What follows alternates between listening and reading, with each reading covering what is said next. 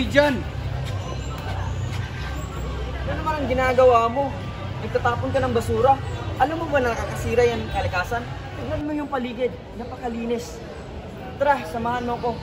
May seminar kami ngayon tungkol sa pagpapahalaga ng kalikasan. Pero bago tayo pumunta doon, punutin muna natin yung mga kalat mo. Oh, pasensya ka na. Hindi na ito mauulit pa.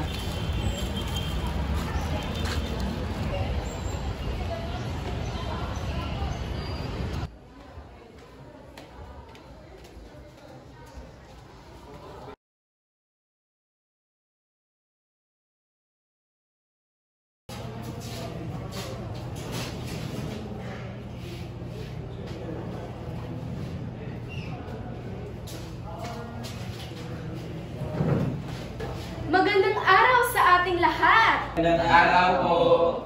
Narito tayo ngayon upang magtipon-tipon about sa seminar ng pag-aalaga ng kalikasan. Handa na ba kayo? Handa na po! Alam kong may ideya na kayo kung bakit tayo nandito. Ito ay about sa kalikasan. Sa temang kalikasan ating proteksyonan, sama-sama nating alagaan. Ngayon, ipakilala ko sa inyo ang speakers dito sa seminar na ito. Sina Miss Giselle Velasco at Miss Claire Salarda.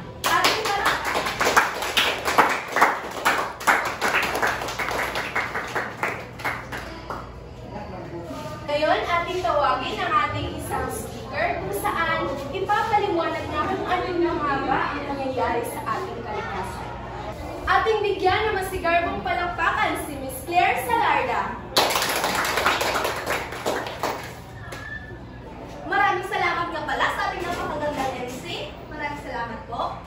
At ngayon, matanong ko kung kumusta ba kayo? Maayos lang ba kayo? Maayos na maayos! Total, sabi na naman ang ating MC ngayon, di ba? Kung ano ang ating pinunta dito. Alam niyo na yun, hindi ba? Opo!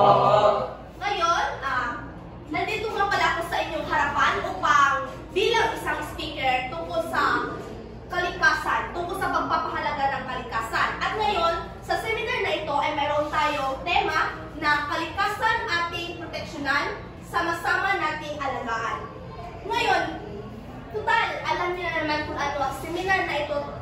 Ano ang seminar na ito? Magtatanong ako kung ng isang volunteer. Gusto kong makarinig ng isang volunteer kung anong nga ba kanyang napapansin sa ating kalikasan. Sinong gustong mag-volunteer? O sige. Para sa akin is yung pagbabago ng ating panahon ngayon. Tama, napakagaling. At saka, bakit nga ba nagbabago ating panahon ngayon? Siguro, ito rin ay dahil sa ating mga pinagkagawa. At saka, gusto kong sabihin sa inyo na ang ating kalikasan ay nagbabago, ngunit hindi sa panahon ngayon ay hindi ito nagbabago sa kanyang pagbabago ay hindi ito unti-unting gumaganda. Kundi kabaliktaran. Unti-unti itong nasisira. Napapansin niyo ba yun? Hindi ba? At ngayon ay ilan sa mga bagay na nangyayari sa ating kalikasan ay una ay ang ito, baha. Napapansin niyo ba tuwing bumabagyo ay bumabaha? Ngunit bakit nga ba bumabaha? Ito ay dahil rin sa ating mga kagagawan. Ilan sa mga dahilan kung bakit nagbabaha ay yung mga kanal na nagbabarahan ng mga plastic kung saan hindi na dumadaloy ng maayos ang tubig sa kung saan ito maaring pumunta. At pangalawa ay ang paggamit ng mga maling pamamaraan ng paghuli ng isda at iba pang yamang dagat. Ito namamatay ang mga isda, pati ang mga maliliit at bagong panganak pa lamang, nasisira rin ang mga coral reefs. Ang paggagamit ng dinamita kung saan mangingisda ang gumagamit nito ay maaaring makatulong sa kanilang panghahanap buhay sa pang-araw-araw. Ngunit, hindi lamang iyon nakakatulong, kundi nakakapagbigay din ito ng masamang epekto sa mga isda at mga halaman na nasa ilalim ng dagat. Pangatlo ay ang pagkaputol ng mga puno o mas tinatawag siyang deforestation. Ito rin ay kagagawan ng mga tao kung saan unti-unti nilang pinuputol ang mga kahoy upang gawin na mga gamit sa mga bumateryalis sa pagkukonstruct ng mga iba't ibang mga deforestation ay nag-epekto ito ng mga kagaya ng napakainit kung saan yung lugar na wala masyadong mga kahoy dahil sa init ay maraming tao na naaapektuhan. Maaari silang magkasakit kagaya ng heat stroke at minsan rin ay dahilan rin ito upang magbaha sa ilang mga lugar. Pang-apat ay ang pagbubuga ng maruruming mga usok ng pabrika. At hindi lamang pabrika ang nagbubuga ng maduduming usok, kundi pati na rin ang mga sasakyan. Panghuli ay ang pagsusunog ng mga plastik at guma at pagtatapon ng basurang mga plastik sa kung saan-saan lamang kagaya ng sa ilog. At ngayon, yun ang ilan sa mga nangyayaring mga sa ating kalikasan. Ngayon, dahil alam niyo na kung ano ang mga dahilan o mga nangyayari sa ating kapaligiran o kalikasan, ay atin namang pakikinggan ngayon ang kung ano ang maaari nating gawin upang pangalagaan, masolusyonan at proteksyonan ang ating kalikasan. Maraming salamat po, Ms. Claire Salarda, sa napakagandang mensahe. At ngayon, ating pakikinggan ang ating ikalawang speaker, na si Ms. Giselle Velasco. Ngayong napag-alaman na natin kung ano ba ang mga dahilan at epekto ng mga pinaggagawa natin, atin namang alamin kung ano-ano ba ang mga solusyon upang ating mapreserba at proteksyonan ang ating kalikasan. Unang-una na ay ang tatlong R. Kung atin ang pag-alaman, ang tatlong R ay ito ay ang reduce, reuse, at recycle. Kaya nga sa larawang ito, hindi lamang para sa ating sariling kapakanan, kung hindi para sa lahat ng naninirahan dito sa ating kalikasan. Meron din tayong tinatawag na clean and dry, na kung saan sama-sama tayong lahat na maglilinis sa mga maruruming lugar, kagaya na lamang ng mga kalsada. Meron din tayong mga basura na kung saan itinatapon natin ito sa tamang lalagyan nila. At kung meron tayong ginagawa para sa ating mamamayan, meron din tayo sa ating sariling pamilya. Dahil saan ba nagsisimula ang lahat? Hindi ba't sa ating sarili naman? Sa ating pamilya. Kayo ba isang ayon doon? Sang-ayon po.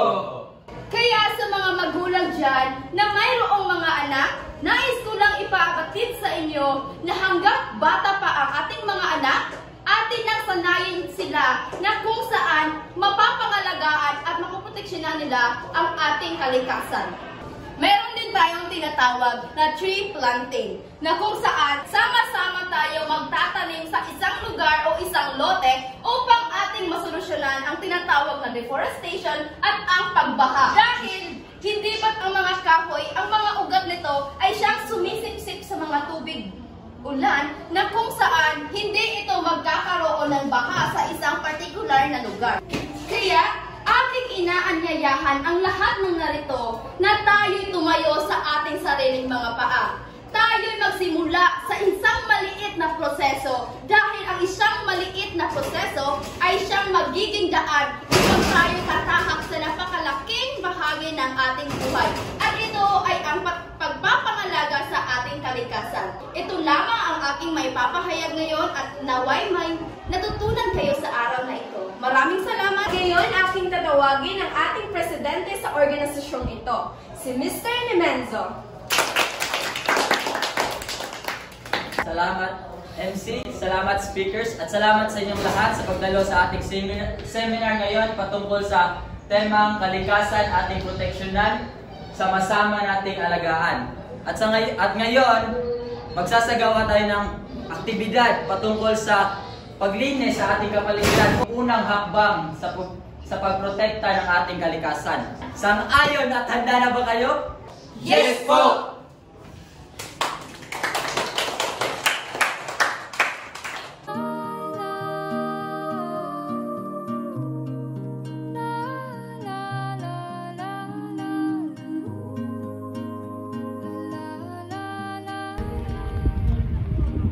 Kalikasan ating proteksyonan, sama-sama nating alagaan. Coastal Cleaning 2024. Ang paglulungsad ng coastal cleanup ay hindi lamang nakakatulong upang panatilihin ang kaayusan at kalinisan ng ating mga baybayin. Ngunit, ito rin ay nakakatulong upang protektahan ang mga maliliit na isda at ang mga mangingisda. Ang kalikasan ay nagbibigay buhay at yaman na dapat nating pangalagaan at pahalagahan. Ang malinis na hangin, sariwang tubig at luntiang paligid ay biyaya mula sa kalikasan na hindi matutulisan. Sa kabila ng modernisasyon, tungkulin nating protektahan ang kalikasan laban sa polusyon at pagkasira. Ito ay salamin ng paggalang sa mundo at sa mga susunod na henerasyon. Kapag inalagaan natin ang kalikasan, binabalik nito ang pagmamahal sa pamamagitan ng masaganang ani at maayos na klima.